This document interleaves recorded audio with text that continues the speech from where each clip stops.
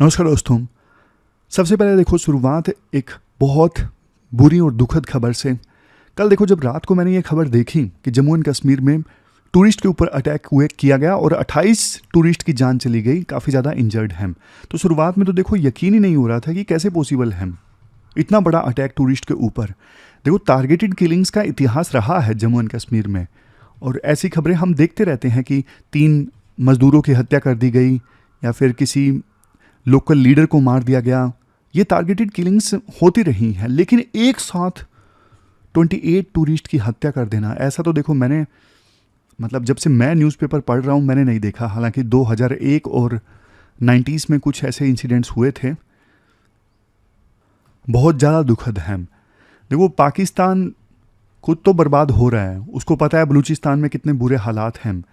Jammu and Kashmir में पाकिस्तान को पता था कि हालात अब काफ़ी ज़्यादा नॉर्मलाइज हो रहे हैं और वहाँ पे टूरिज़्म कितना बढ़िया चल रहा है, लेकिन पाकिस्तान ऐसा नहीं चाहता। कुछ दिनों पहले वहाँ पे ना एक कॉन्फ्रेंस आयोजित हुई थी आर्मी की, वहाँ की सरकार के साथ में, जहाँ पे पाकिस्तान के जो आर्मी चीफ थे उन्होंने एक स्टेटमेंट दी थी। वो बोल रहे थे कश्मीर हमारी जगलर वीन है और उसको हम छोड़ नहीं सकते मरते दम तक। तो उसी का नतीजा है देखो ये अटैक। और देखो सरकार भी ना नॉर्मल कॉम्प्लिसेंट हो जाती है। हाँ जम्मू एंड कश्मीर में सब कुछ नॉर्मल चल रहा है तो अब कुछ नहीं हो सकता, तो कहीं ना कहीं देखो इतना बड़ा अटैक हो जाना लोकल स्पोर्ट भी है और सरकार की भी गलती तो है ही। थोड़ी सी सिचुएशन ठीक हुई तो कॉम्प्लिसेंसी नहीं आनी चाहिए। देखो इस प्रकार के इंसिडेंट के लॉन्ग टर्म इम्पैक्ट क्या होंगे वो आप देखिए। एक तरफ बहुमूल्य जाने तो गई, 28 निर्दोष लोग जिनकी जानें गई, जान की तो कीमत लगाई नहीं जा सकती। अदरवाइज आप देखो लॉन्ग टर्म इम्पैक्ट क्या होता है इस प्रकार के इंसिडेंट्स का। सारे अब टूरिज्म जम्मू एंड कश्मीर में बंद, कौन जाएगा घूमने। ज़्यादा डिफेंस पे हमारा खर्चा होगा जम्मू एंड कश्मीर पे, वो पैसा इंफ्रास्ट्रक्चर के लिए यूज़ किया जा सकता था, बट अब डिफेंस के लिए करना ही होगा और करना ही चाहिए। देश की सॉवरेनिटी तो देखो सबसे ऊपर है। ऐसा थोड़ी ना कोई भी बॉर्डर क्रॉस करके यहाँ पे आए और हमला करके चला जाए। अगर देश के नागरिक ही सेफ नहीं है अपने देश में तो फिर उस चीज़ का क्या पैसा, क्या फ़ायदा। तो कुल मिला के देखो बहुत दुखद घटना है। डेट आज की 23 अप्रैल है।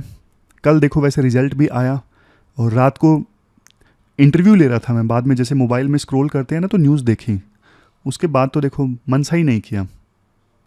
खैर देखो रिजल्ट में अपना जो एडिटोरियल इनिशिएटिव है इससे बहुत सारे सिलेक्शंस हुए। मुझे जो टीम ने भेजा, ये कुछ जो नाम कंपाइल किए अभी काम चल रहा है, ये सारे लोग एडिटोरियल डिस्कशन के स्टूडेंट्स हैं। आप ही लोगों में से इनके सिलेक्शन हुए हैं।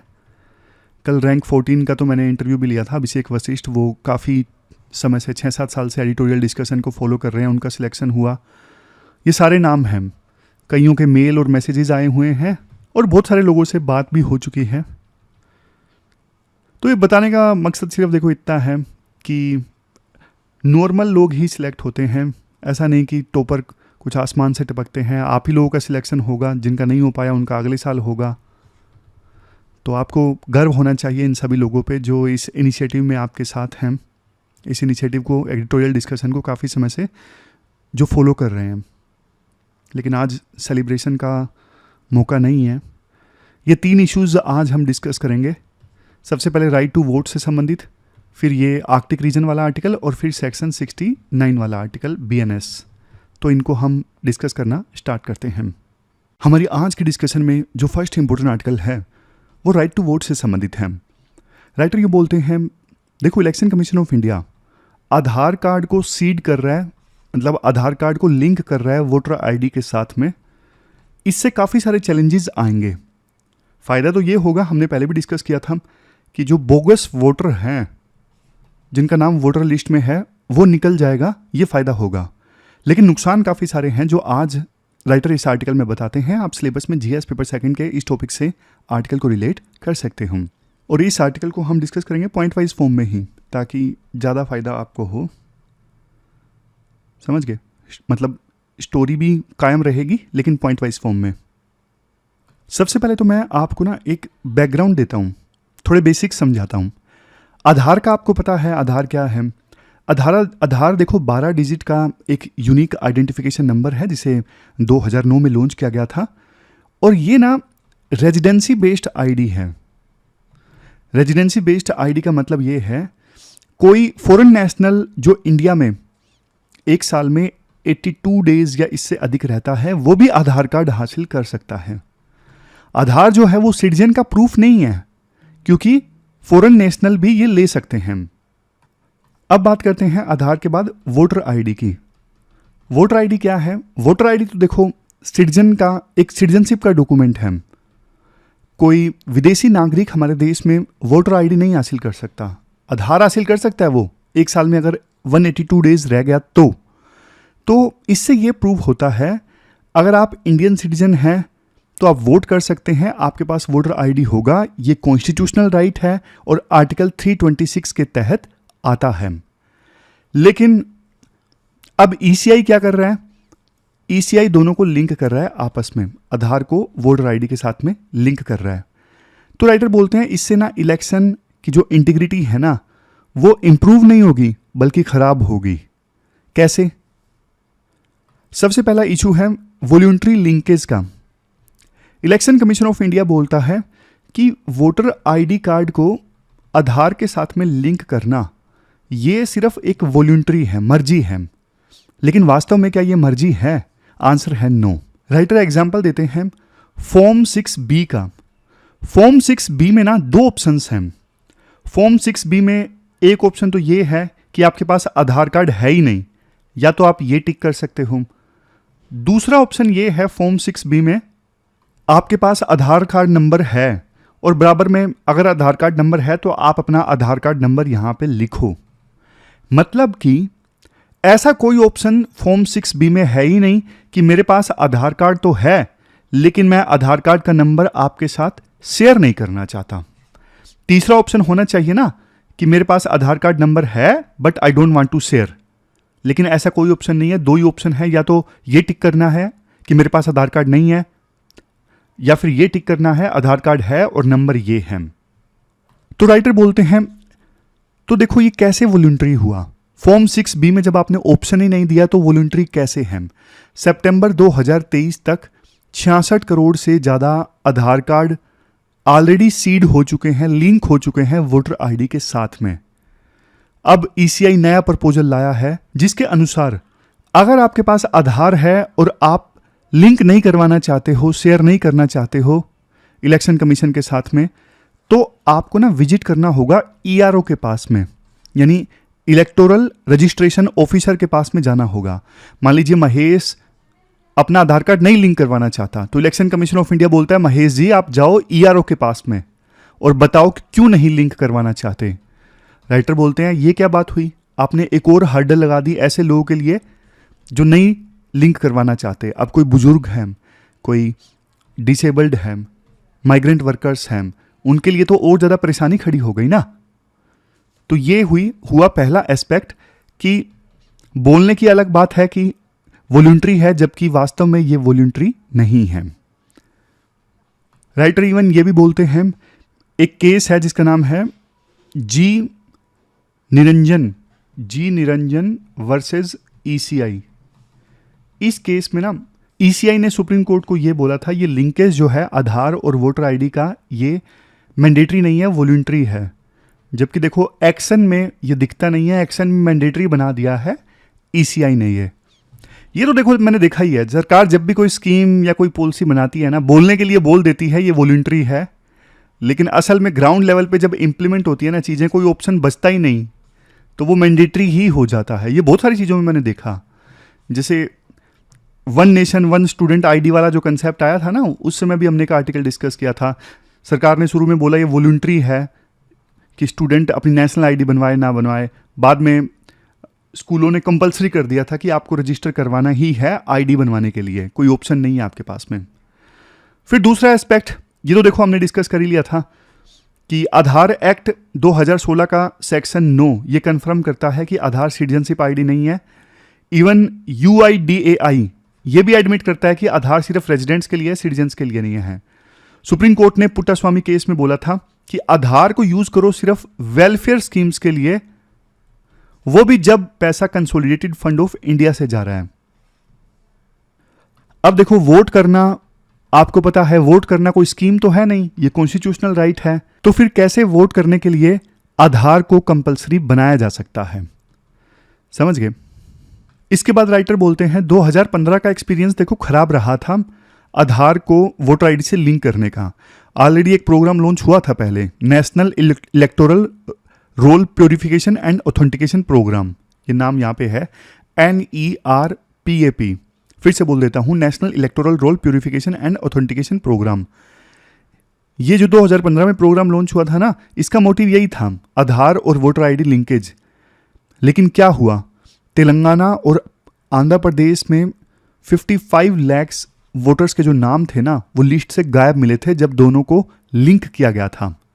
हालांकि देखो एक बात ये बोली जा सकती है कि उस समय तो आधार कार्ड सबका बना नहीं था, आज तो ऑलमोस्ट सबका आधार कार्ड बन गया है। तो आज लिंक करेंगे तो फिर आधार ना होने की वजह से वोटर लिस्ट से नाम गायब नहीं होगा। तो सुप्रीम कोर्ट ने इस प्रोग्राम को पे ऊपर स्टे लगा दिया था 11 अगस्त 2015 को। तो वो एक्सपीरियंस खराब रहा था, तो फिर से इस चीज़ को रिपीट क्यों किया जा रहा है।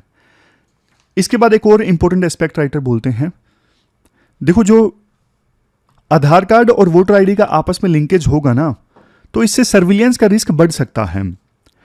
ये जो 2023 में एक्ट आया था ना, digital personal data protection act, इसमें ना गवर्नमेंट एंटिटीज को तो एग्जम्पशन मिले हुए हैं। मतलब वोटर आईडी और आधार का लिंकेज हो गया और उस डेटा का मिसयूज कर लिया गवर्नमेंट की एजेंसीज ने, तो उनका कोई कुछ नहीं बिगाड़ेगा। उनको एग्जम्पशन मिला हुआ है डीपीडीपी एक्ट 2023 में।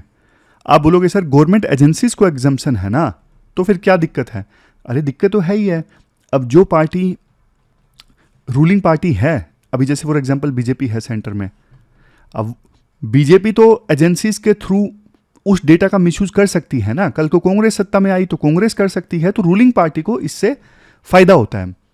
जैसे वोटर आईडी और आधार लिंक हो गया सबका, अब होगा क्या, वोटर्स की ना प्रोफाइलिंग की जा सकती है। प्रोफाइलिंग किस नाम पे? प्रोफाइलिंग जेंडर के नाम पे की जा सकती है, प्रोफाइलिंग कास्ट के नाम पे, रिलीजन के नाम पे, स्कीम के बेनिफिशरीज के नाम पे, अलग अलग आइडेंटिटीज के आधार पे जो वोटर्स हैं उनको अलग से सेग्रीगेट कर लिया, अलग कर लिया। अब उनको रिझाने के लिए माइक्रो टारगेटिंग रूलिंग पार्टी के द्वारा की जा सकती है। समझ गए? अगर लगता है रूलिंग पार्टी को कि ये सारे लोग वोट देते हैं अपोजिशन पार्टीज को, तो उनको धमकाने के लिए कुछ कैंपेन चला सकती है। कहने का मतलब है डेटा कॉम्प्रोमाइज होने का रिस्क है, सर्विलांस का रिस्क है, प्राइवेसी कॉम्प्रोमाइज होने का रिस्क है। इनडायरेक्टली इलेक्शंस की जो इंटीग्रिटी है वो कॉम्प्रोमाइज होने का रिस्क है। फिर ये एक बहुत बढ़िया एस्पेक्ट है। देखो इलेक्शन कमीशन ऑफ इंडिया तो है एक कॉन्स्टिट्यूशनल बॉडी, जबकि आधार को मैनेज करने वाली जो बॉडी है UIDAI, ये है स्टैट्यूटरी बॉडी। अब ये जो स्टैट्यूटरी बॉडी है ना जो आधार को मैनेज करती है UIDAI, इसका कंट्रोल है किसके पास में? सरकार के पास में। और इलेक्शन कमीशन ऑफ इंडिया ये कॉन्स्टिट्यूशनल बॉडी है, तो कम से कम डॉक्यूमेंट में तो यही एक्सपेक्ट किया जाता है कि ECI जो है वो निष्पक्ष काम करेगा। अब प्रैक्टिकली अगर बाइस्ड होकर काम करते हैं तो वो अलग बात है। लेकिन अगर वोटर आईडी का लिंक होगा आधार के साथ में, तो आप समझने की कोशिश कीजिए, वोटर आईडी कौन मैनेज करता है? ECI। आधार कौन मैनेज करता है? UIDAI। मतलब वोटर आईडी वाला डेटा किसके पास में आ जाएगा? UIDAI के पास में आ जाएगा वोटर आईडी वाला डेटा। जबकि UIDAI काम किसके अंडर करती है? सरकार के अंडर। तो आप लिंक समझ रहे हो? पहले वोटर आईडी वाला डेटा सिर्फ election commission of India manage करता था, जो कॉन्स्टिट्यूशनल बॉडी है, उसके ऊपर सरकार का जोर नहीं चलता था। लेकिन लिंक हो गए तो वोटर आईडी वाला डेटा आधार के साथ लिंक हो गए, तो ये डेटा अब आ जाएगा UIDAI के पास में। अब UIDAI तो ये तो सरकार के कंट्रोल में है, तो इनडायरेक्टली सरकार यानी रूलिंग पार्टी को इससे फायदा होता है। और जो सेपरेशन ऑफ पावर है यहाँ पे, वो कॉम्प्रोमाइज होता है। सेपरेशन ऑफ पावर वो नहीं, मतलब एग्जीक्यूटिव, लेजिस्लेचर और जुडिशरी तीनों के बीच में, वो नहीं। सेपरेशन ऑफ पावर मतलब अलग अलग बॉडीज के बीच में जो पावर्स का सेपरेशन होना चाहिए वो भी कॉम्प्रोमाइज हो रहा है यहाँ पे। तो free and fair elections compromise हो सकते हैं। इवन देखो अगला एस्पेक्ट है टेक्निकल कमियां जो हैं आधार सिस्टम में। कैग की रिपोर्ट 2021 की खुद कहती है 4,75,000 आधार नंबर कैंसिल हुए थे। रीजन्स अलग अलग हैं, ये बोला गया कई नंबर्स में डुप्लीकेट एंट्रीज हैं, फॉल्टी बायोमेट्रिक्स हैं और प्रॉपर रेजिडेंसी वेरिफिकेशन मैकेनिज्म भी नहीं है UIDAI के पास में कि जो बंदा आधार बनवा रहा है वो वास्तव में इंडिया में रहता भी है या नहीं रहता है। तो आधार एरर्स की वजह से बहुत सारे लोगों का नाम जो है वो वोटर लिस्ट से निकल जाएगा, दिक्कत हो जाएगी।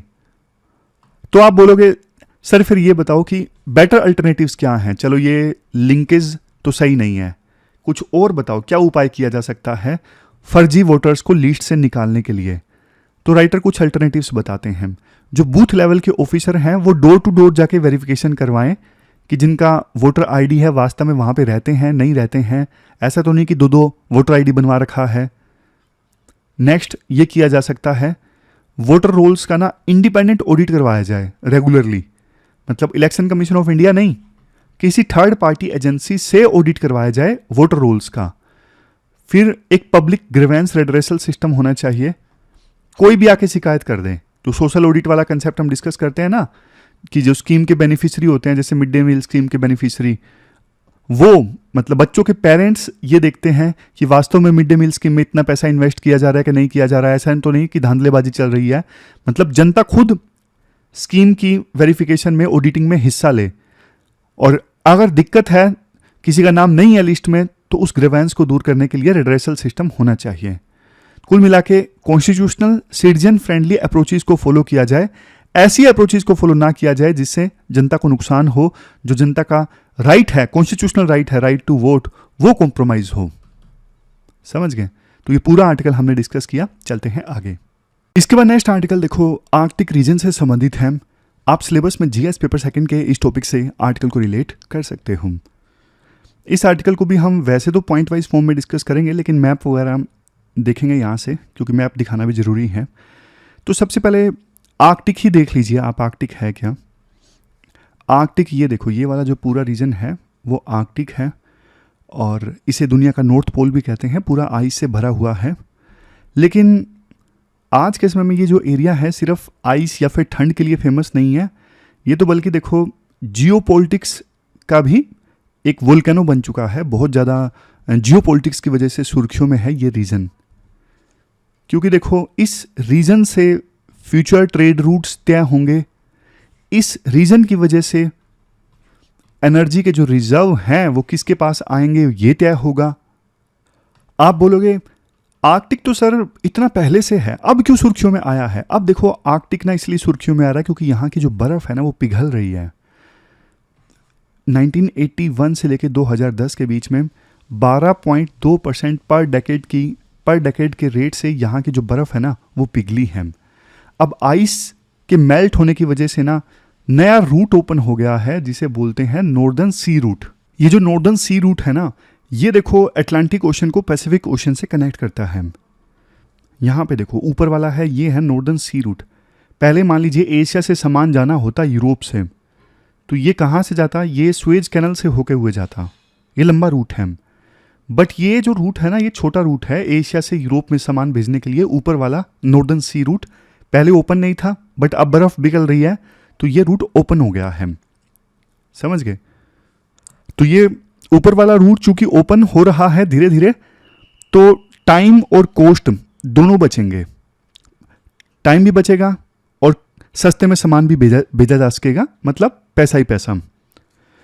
अब देखो राइटर ये बोलते हैं आर्कटिक काउंसिल में वैसे तो देखो वो देश आते हैं जिनका घर आर्कटिक रीजन के आसपास है, लेकिन देखो आर्कटिक काउंसिल में कुछ देश ना ऑब्जर्वर भी हैं, जैसे इंडिया भी ऑब्जर्वर है, चाइना भी ऑब्जर्वर है।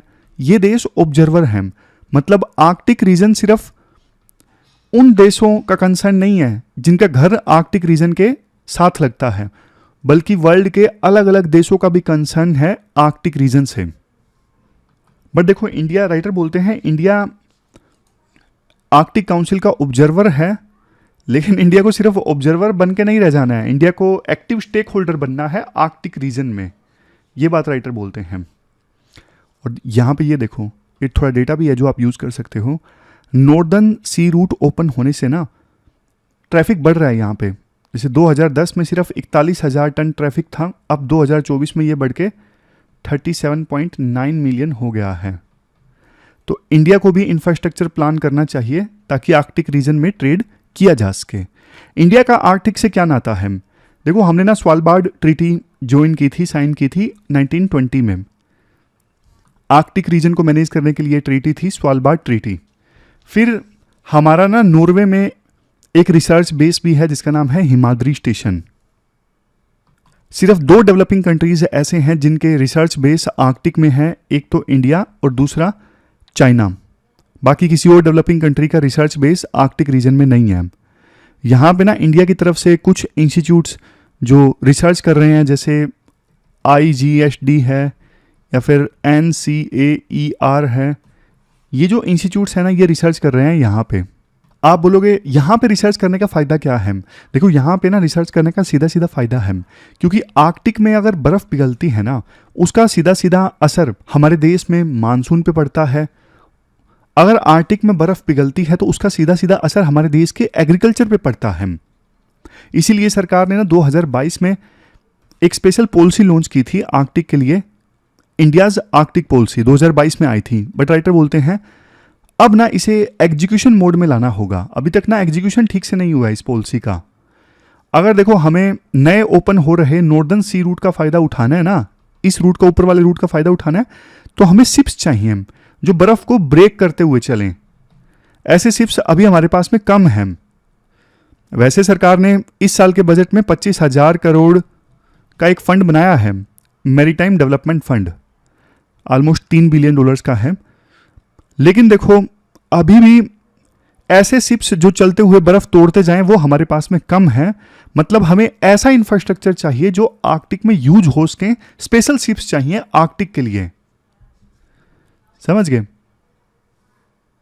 हमारे देश में जो शिप बिल्डिंग क्लस्टर बन रहे हैं ना, शिप बिल्डिंग क्लस्टर मतलब ऐसी जगह जहां पे शिप बिल्डिंग के सारे काम एक ही जगह पे होते हों, तो इनसे फायदा होगा। यहां पे फिर आर्कटिक रीजन के लिए भी शिप्स बन सकेंगे। इसके बाद राइटर बोलते हैं 3 और 4 मई 2025 को ना आर्कटिक सर्कल इंडिया फोरम आयोजित हो रहा है। अब ये जो फोरम है ना, फोरम की मीटिंग है, इससे काफ़ी फायदा हो सकता है। इस फोरम में पार्टनरशिप्स बन सकती है, आर्कटिक का कैसे फ़ायदा उठाया जाए, अलग अलग स्टेक होल्डर्स के बीच में कॉन्टैक्ट हो सकता है, डिस्कशन हो सकती है। बल्कि प्रपोजल तो ये है, इंडिया को ना एक स्पेशल पोलर एम्बेसडर नियुक्त करना चाहिए आर्कटिक डिप्लोमेसी के लिए, जो इंडिया की बात को जोर शोर से रख सके ग्लोबल प्लेटफॉर्म्स पे। लेकिन इंडिया को ना एम्बिशन और सस्टेनेबिलिटी दोनों के बीच में एक बैलेंस इस्टेब्लिश करना होगा। आर्कटिक का इस प्रकार से इस्तेमाल किया जाए कि वो सस्टेनेबल रहे, वहां के इकोसिस्टम को नुकसान ना पहुंचे। अब एक चीज है, इंडिया ना लाइक माइंडेड कंट्रीज के साथ में काम कर सकता है। जैसे रशिया है, रशिया का बहुत बड़ा कोस्ट लगता है आर्कटिक रीजन के साथ में, और रशिया के पास में ऐसे शिप्स भी हैं जो बर्फ को तोड़ते हुए चलते हैं। इसीलिए इंडिया और रशिया के बीच में एक वर्किंग ग्रुप भी बना था 2024 में नॉर्दर्न सी रूट के ऊपर। लेकिन एक दिक्कत है, आर्कटिक रीजन में अगर इंडिया रशिया के साथ कोऑपरेशन करता है ना, तो फिर इनडायरेक्टली ना इंडिया चाइना को सपोर्ट कर रहा होगा। क्यों? क्योंकि आपको पता है रशिया और चाइना की दोस्ती जबरदस्त है, और चाइना का यहां पे एक प्रोजेक्ट है, ये वाला पोलर सिल्क रोड जो है ना, ये ऊपर वाला। चाइना कहता है हमारे बेल्ट एंड रोड इनिशिएटिव का पार्ट है ये पोलर सिल्क रोड। तो इंडिया रशिया से कोऑपरेट करता है आर्कटिक में, तो इनडायरेक्टली चाइना से कोऑपरेट कर रहा है इंडिया, चाइना को सपोर्ट कर रहा है इंडिया। इसका मतलब ये हो जाएगा, और चाइना को सपोर्ट करना मतलब खुद का ही नुकसान करना। क्योंकि देखो चाइना का ये ऊपर वाला रूट अगर कामयाब होता है ना, तो फिर चाइना मलक्का डायलेमा को ओवरकम कर सकेगा। अभी चाइना का जो सामान है ये इस मलक्का स्ट्रेट से होकर गुजरता है, जिससे चाइना इनसिक्योर महसूस करता है कि इंडिया कभी यहाँ पे कोई रुकावट ना पैदा कर दे। अगर मलक्का स्ट्रेट से हमारा सामान नहीं गुजरेगा तो हम फंस जाएंगे, हमारा तेल वगैरह नहीं पहुंच सकेगा हमारे देश में। लेकिन अगर ऊपर वाला रूट ओपन हो गया फिर तो चाइना को कोई दिक्कत ही नहीं है। वो मलक्का स्ट्रेट में जो इंडिया से डरता था चाइना, वो डरेगा नहीं। तो ये दिक्कत है। रशिया के साथ कोऑपरेट करना मतलब चाइना को सपोर्ट करना। और यूएस के साथ अगर इंडिया अलायंस करता है, क्योंकि आर्कटिक रीजन में यूएस भी आता है, तो फिर देखो फिर इंडिया रिसोर्सेज नहीं हासिल कर सकेगा, क्योंकि यूएस तो आपको पता है सारे रिसोर्सेज खुद ही खा जाएगा, उसके पास में टेक्नोलॉजी भी है, पैसा भी है, सब है। रशिया के पास तो अभी ना पैसा वगैरह नहीं है, इसलिए रशिया हमारे साथ कोऑपरेट करने के लिए तैयार होगा। लेकिन इंडिया अगर यूएस के अलायंस में शामिल हो गया तो इंडिया को फिर रिसोर्स वगैरह नहीं मिलेंगे। इसलिए इंडिया को डिप्लोमेटिकली रशिया और यूएस के बीच में बैलेंस इस्टेब्लिश करना पड़ेगा। इंडिया के जो कंसर्न्स है ना वही जापान और साउथ कोरिया के भी हैं। तो इंडिया, जापान, साउथ कोरिया ये मिल के आर्कटिक काउंसिल में रिफॉर्म्स लाने की आवाज उठा सकते हैं। कुल मिला के देखो, आर्कटिक सिस्टम ना रूल बेस्ड होना चाहिए, इंक्लूसिव होना चाहिए, इक्विटेबल होना चाहिए। आर्कटिक रीजन में जो रिसोर्सेज हैं उनका फायदा सबको मिले, ना कि सिर्फ उन देशों को जिनका कोस्ट आर्कटिक के साथ में टच होता है। तो ये पूरा आर्टिकल हमने आर्कटिक रीजन से संबंधित डिस्कस किया। चलते हैं आगे। इसके बाद नेक्स्ट जो आर्टिकल है एक लीगल इश्यू से संबंधित है, सेक्शन 69 ऑफ भारतीय न्याय संहिता। आप सिलेबस में जीएस पेपर सेकंड के इस टॉपिक से आर्टिकल को रिलेट कर सकते हो। सबसे पहले थोड़ा बैकग्राउंड में आपको दे देता हूं। आपको याद होगा आईपीसी को रिप्लेस करने के लिए हमारे देश में भारतीय न्याय संहिता आया कुछ ही समय पहले, और सीआरपीसी को रिप्लेस करने के लिए आया भारतीय नागरिक सुरक्षा संहिता, और इंडियन एविडेंस एक्ट को रिप्लेस करने के लिए आया भारतीय साक्ष्य अधिनियम। भारतीय साक्ष्य अधिनियम, ये तीनों आईपीसी को, सीआरपीसी को और इंडियन एविडेंस एक्ट को रिप्लेस करने के लिए अलग अलग कानून आए हमारे देश में। अब देखो, आईपीसी को रिप्लेस करने के लिए जो भारतीय न्याय संहिता 2023 आया ना, इस भारतीय न्याय संहिता 2023 में एक सेक्शन है, सेक्शन 69। एग्जैक्टली है क्या इस सेक्शन में, पहले मैं एक्सप्लेन कर देता हूं। अगर देखो कोई पर्सन धोखे से, एक वर्ड यूज है जिसका नाम है डिसीटफुल। डिसीटफुल मतलब धोखे से या फिर शादी का प्रोमिस, झूठा प्रोमिस करके सेक्सुअल रिलेशन इस्टेब्लिश करता है ना, तो फिर इसको 10 साल तक की सजा हो सकती है। सेक्शन 69 में जो डिसीटफुल का मतलब होता है ना, मतलब धोखे से, धोखे का मतलब कुछ भी हो सकता है, जैसे एम्प्लॉयमेंट का झूठा लालच दिया गया, प्रमोशन का प्रोमिस किया गया, या फिर अपनी आइडेंटिटी छुपा के शादी कर ली गई, तो ये भी धोखे वाली बात हो गई ना। तो ये सब चीजें अगर कोई करता है तो सेक्शन 69 के अंदर ये अपराध है और 10 साल तक की सजा हो सकती है। तो अब आपको पता लग गया सेक्शन 69 में क्या है। अब आप देखिए सेक्शन 63 में क्या है। भारतीय न्याय संहिता का जो सेक्शन 63 है ना, ये देखो रेप से रिलेटेड है। पहले आईपीसी का जो सेक्शन 375 हुआ करता था ना, वो अब है भारतीय न्याय संहिता का सेक्शन 63। अब रेप में ना 7 सर्कमस्टांसिस दी गई है। 7 सर्कमस्टांसिस में अगर सेक्सुअल इंटरकोर्स होता है, मतलब सेक्सुअल रिलेशन से इस्टेब्लिश होते हैं, तो वो रेप माना जाएगा। 7 जो कंडीशंस हैं कौन कौन सी है। सबसे पहले अगेंस्ट हर विल, लड़की की विल के बिना सेक्सुअल इंटरकोर्स इस्टेब्लिश होता है। दूसरा विदाउट हर कंसेंट, मतलब कंसेंट नहीं है लड़की का।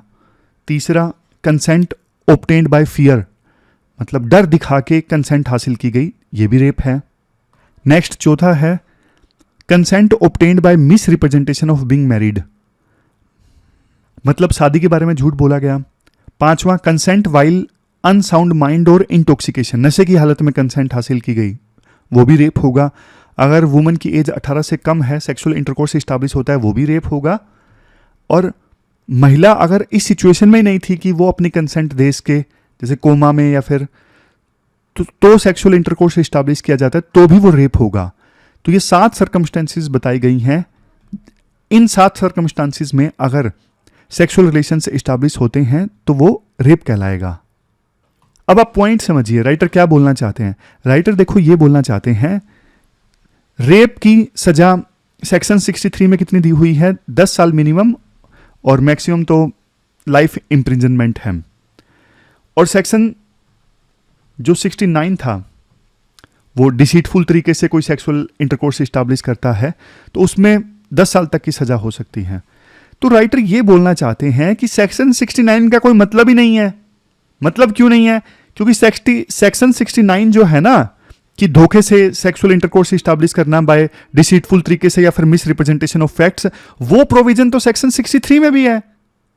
सेक्शन 63 में जो मैंने 7 सर्कमस्टांसेस बताई उसमें से एक तो यही है ना कि consent obtained by miss representation of being married. तो जो प्रोविजन सेक्शन 63 में ऑलरेडी है उसके लिए अलग से एक सेक्शन 69 बनाने की जरूरत ही क्या है, जबकि दोनों के लिए सजा भी अलग है। सेक्शन 69 में मैक्सिमम सजा 10 साल की और सेक्शन 63 के तहत अगर मुकदमा दर्ज होता है तो मिनिमम सजा 10 की और मैक्सिमम तो लाइफ इंप्रिजनमेंट। जबकि ये शादी का झूठा लालच या फिर शादी का मिस रिप्रेजेंटेशन तो प्रोविजन सेक्शन 63 में भी है, 69 में भी है, लेकिन 69 में जरूरत क्या है जब ऑलरेडी 63 में है तो, और 69 में प्रोविजन किया तो किया, वहां पे तो सजा भी कम कर दी, मैक्सिमम 10 साल की। तो ये राइटर बोलना चाहते हैं कि ये कॉन्ट्राडिक्टरी हैं। ऑलरेडी जो प्रोविजन सेक्शन 63 में कर दिया था तो उसके लिए अलग से सेक्शन 69 बनाने की जरूरत नहीं थी। अब ये तो डिस्क्रिशन हो गई। अब कोई तो मुकदमा दर्ज करवा सकता है, पुलिस चाहे तो मुकदमा दर्ज कर सकती है सेक्शन 69 में, जिसमें मैक्सिमम सजा 10 साल। अगर पुलिस ने रिश्वत ले ली तो फिर मुकदमा दर्ज किया जा सकता है सेक्शन 63 के अंतर्गत, जिसमें मिनिमम सजा 10 साल की है, मैक्सिमम लाइफ इंप्रिजनमेंट है। तो ये राइट टू इक्वलिटी के भी अगेंस्ट हो गया। इसके बाद ना राइटर एक चीज बोलते हैं, सुप्रीम कोर्ट ने ना ये जो फॉल्स प्रोमिस वाले केस होते हैं ना, भाई शादी का झूठा लालच कर लिया, झूठा प्रोमिस कर लिया, तो इन केसेस में सुप्रीम कोर्ट ने ना स्ट्रिक्ट गाइडलाइंस दी हुई हैं। ये ना 3 तरह के केसेस होते हैं। फर्स्ट कैटेगरी केस, इसमें सुप्रीम कोर्ट ने ये बोला था, Anurag Soni versus state of Chhattisgarh case में कोर्ट ने ऑर्डर दिया था, अगर देखो अक्यूज्ड के पास शुरू से ही शादी ना करने का इंटेंशन अगर है ना, तो फिर रेप कहलाएगा। अगर मान लीजिए शुरू में अक्यूज्ड वास्तव में शादी करना चाहता था लड़की के साथ में, लेकिन बाद में सिचुएशन चेंज हो गई, जैसे घर का प्रेशर आ गया और मीनवाइल सेक्सुअल रिलेशंस इस्टेब्लिश हो गए, तो फिर वो रेप नहीं माना जाएगा। अगर शुरू से ही अक्यूज्ड का इंटेंशन था ही नहीं, शुरुआत से ही उसने धोखा दिया है, तो वो रेप माना जाएगा। अगर शुरुआत में इंटेंशन था बट बाद में सिचुएशन चेंज हो गई, सर्कमस्टांसिस चेंज हो गई, शादी नहीं कर रहा है अक्यूज्ड, तो फिर वो रेप नहीं माना जाएगा। अब आता है दूसरी कैटेगरी के केसेस, जैसे Rajneesh Singh Soni versus state of UP 2025 का केस है। इसमें सुप्रीम कोर्ट ने एफआईआर को रद्द कर दिया था। इसमें क्या था, एक महिला ने ना 15 साल तक अपनी सहमति के साथ में सेक्सुअल रिलेशन से इस्टेब्लिश किए और सबको यानी पूरे समाज को एक्यूज्ड की वाइफ के तौर पे प्रेजेंट किया, लेकिन जब एक्यूज्ड ने किसी और के साथ में शादी कर ली ना, तब उसने कंप्लेंट फाइल कर ली। तो फिर कोर्ट ने ये बोला, देखो आपने 15 साल तक रिलेशनशिप सहमति के साथ बनाए, आपने दूसरों को बताया कि मैं इनकी वाइफ हूं, तो यहां पे धोखा कहाँ है? तो आपने तो सोच समझ के ये किया, तो ये फिर रेप नहीं कहलाएगा।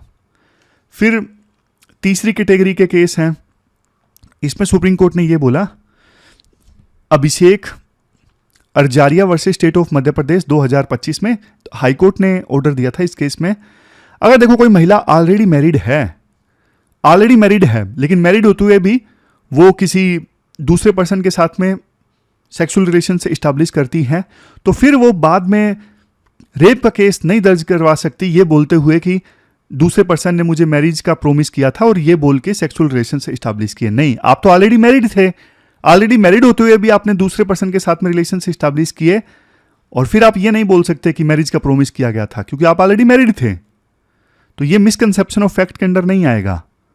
तो ये 3 कैटेगरी के केसेस हैं, और राइटर बोलते हैं सेक्शन 69 रिडंडेंट है, इसको हटा दिया जाए, क्योंकि सेक्शन 69 का जो प्रोविजन है वो ऑलरेडी सेक्शन 63 में कवर्ड है।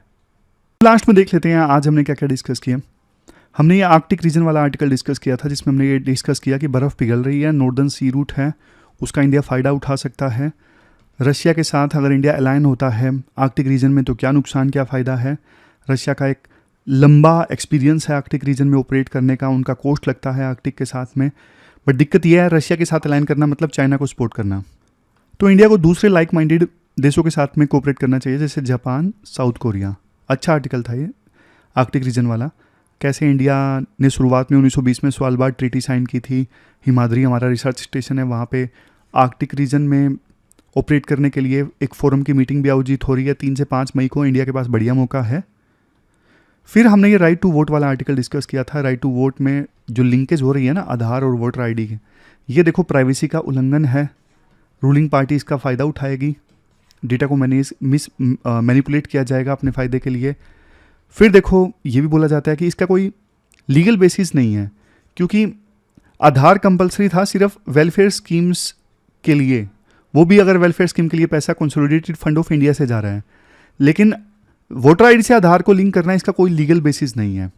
और इलेक्शन कमीशन ऑफ इंडिया तो कॉन्स्टिट्यूशनल बॉडी है, UIDAI वो स्टैट्यूटरी बॉडी है।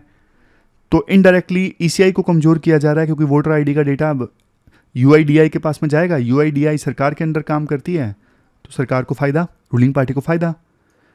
और आधार तो सिर्फ एक रेजिडेंसी डॉक्यूमेंट है ना, सिटीजनशिप का डॉक्यूमेंट नहीं है, ये भी एक एस्पेक्ट है। फिर हमने सेक्शन 69 वाला आर्टिकल डिस्कस किया था कि सेक्शन 69 जो है वो रिडंडेंट है। सेक्शन 69 में जो प्रोविज़न है वो सेक्शन 63 में भी है, लेकिन सेक्शन 69 में सज़ा कम है, सेक्शन 69 में ज़्यादा है। तो ये राइट टू इक्वलिटी का वायलेशन है। और शादी का झूठा प्रोमिस करके सेक्सुअल रिलेशन से इस्टेब्लिश करना, इससे संबंधित सुप्रीम कोर्ट ने स्ट्रिक्ट गाइडलाइंस दी हुई हैं।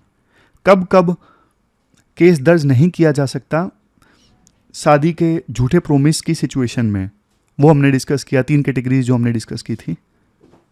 क्वेश्चन देख लीजिए जो आपको अटैम्प्ट करना है। ये वोटर आईडी से संबंधित क्वेश्चन आपको अटैम्प्ट करना है 250 वर्ड्स में, 15 मार्क्स का ये क्वेश्चन है। तो ये थी हमारी आज की डिस्कशन। कल मिलते हैं फिर से नई डिस्कशन के साथ। तब तक आप अपना ध्यान रखिए, अच्छे से पढ़िए। Thank you very much for discussion.